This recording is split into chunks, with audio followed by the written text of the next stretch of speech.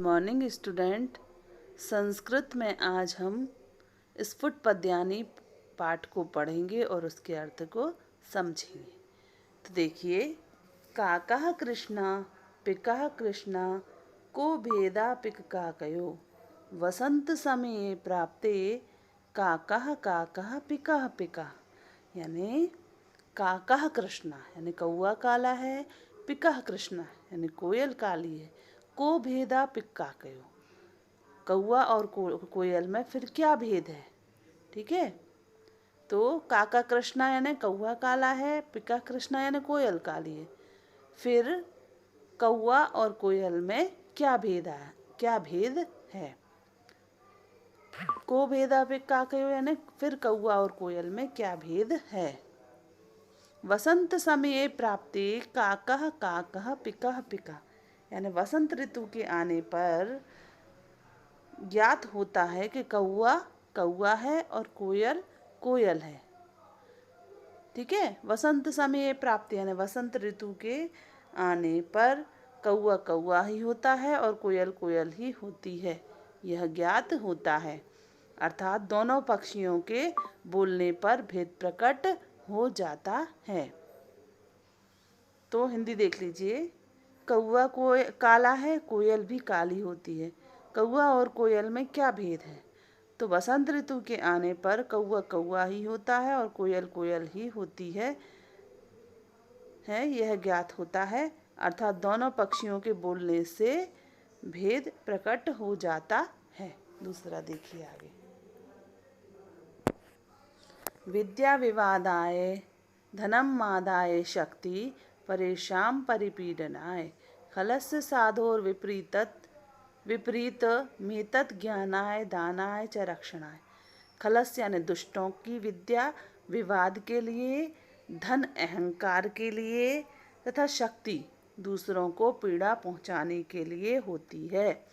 तो विवादाय यानी विवाद की, खलस्य यानी दुष्टों की विद्या विवादाय यानी विवाद के लिए, धनम आदाय धनम अहंकार के लिए, शक्ति और शक्ति परेशान यानी दूसरों को, परिपीड़ना यानी पीड़ा पहुंचाने के लिए, सताने के लिए होती है। साधोर विपरीत मेतत यानी इसके विपरीत, मेतत विपरीत यानी इसके विपरीत, साधु यानी सज्जन की विद्या ज्ञान के लिए, धन दान के लिए और शक्ति दूसरों की रक्षा के लिए होती है। चाहे यानी और। तो अर्थ देख लीजिए, हिंदी अर्थ देख लीजिए। दुष्टों की विद्या विवाद के लिए, धन अहंकार के लिए तथा शक्ति दूसरों को पीड़ा पहुंचाने के लिए होती है। इसके विपरीत सज्जन की विद्या ज्ञान के लिए, धन दान के लिए और शक्ति दूसरों की रक्षा के लिए होती है। आगे देखिए तीसरा। लोभा क्रोधा प्रभवति यानी लोभा क्रोधा प्रवति लोभात कामः प्रजायते। लोभात क्रोधा प्रवति लोभात कामः प्रजायते लोभात मोहश्च नाशश्च लोभः पापस्य कारणम। लोभात क्रोधा प्रभवति, प्रभवति यानी उत्पन्न होता है, प्रभवति यानी उत्पन्न होता है। तो लोभात क्रोधा प्रभवति, लोभात यानी लोभ से, क्रोध प्रवृत्ति यानी उत्पन्न होता है। लोभात कामः प्रजायते और लोभ काम को उत्पन्न करता है। लोभात मोहश्च नाशश्च, लोभ से मोह और नाश होता है।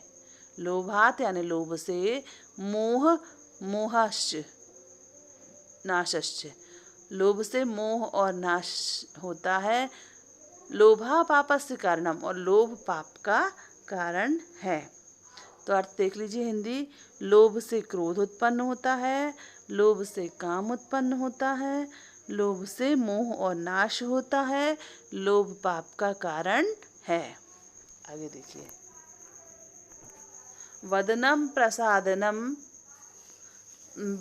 प्रसाद सदनम सदयम हृदयम सुधा मुचो वाचा कर्णम परोपकरणम येषाम केशाम न ते वंद्या। यानी वदनम प्रसादनम येषाम वदनम प्रसादनम,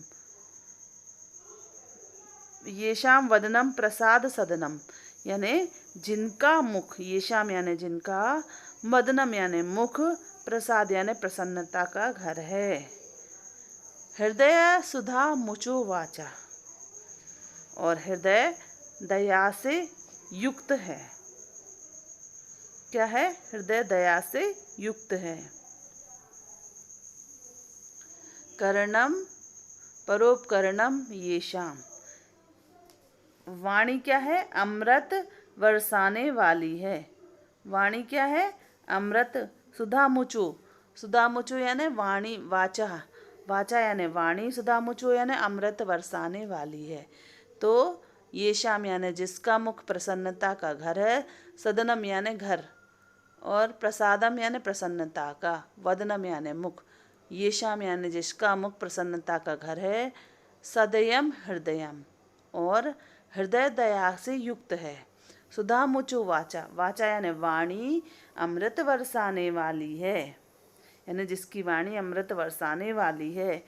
जिनका कार्य येषाम कर्णम परोपकरणम, जिनका कार्य दूसरों का उपकार करना है। क्या है?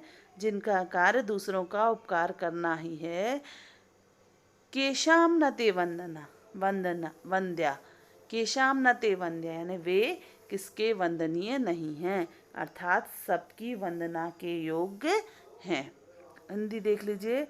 जिनका मुख प्रसन्नता का घर है, हृदय दया से युक्त है, वाणी अमृत बरसाने वाली है, जिनका कार्य दूसरों का उपकार करना ही है, वे किसके वंदनीय नहीं हैं, अर्थात वे सबके वंदनीय हैं।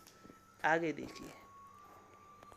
सत्येन रक्षते धर्मो, विद्यायोगेन रक्षते, मृजया रक्षते रूपम, कुलम वृत्तेन रक्षते, यानी सत्येन रक्षते धर्मो, सत्य से क्या होती है? धर्म की रक्षा होती है। धर्म यानी धर्म की, रक्षते यानी रक्षा होती है। विद्या योगेन रक्षते, और निरंतर अभ्यास से, योगेन यानी निरंतर अभ्यास से विद्या की रक्षा होती है। मृजया रक्षते रूपम, मृजया यानी सफाई या स्वच्छता से, सफाई से या स्वच्छता से रूप की रक्षा होती है। कुलम वृत्तेन रक्षते, और अच्छे चरित्र से, वृत्तेन यानी अच्छे चरित्र से, कुल यानी परिवार, कुल या परिवार की रक्षा होती है। तो सत्य से धर्म की रक्षा होती है, निरंतर अभ्यास से विद्या की रक्षा होती है, और स्वच्छता से रूप की रक्षा होती है, और अच्छे चरित्र से कुल की रक्षा होती है।